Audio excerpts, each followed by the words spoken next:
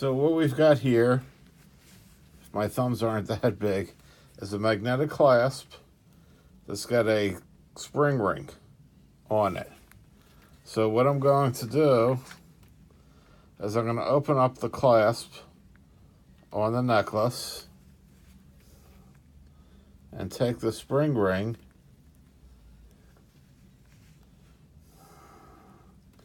and I'm going to attach it to the end of the necklace, like that. Okay.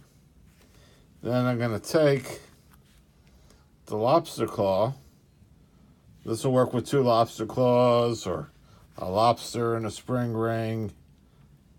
The rings are large enough to do it. And I'm going to go and put it in the end there. Now, check it out.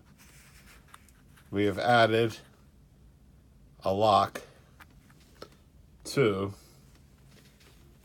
magnetic lock to your necklace, and it's extremely strong. And there'll be a link so you can go and buy these. We have them in sterling silver and gold filled and 14 karat gold. You come in and I'll put it on for you, or we can send it out to you. Real easy to put on.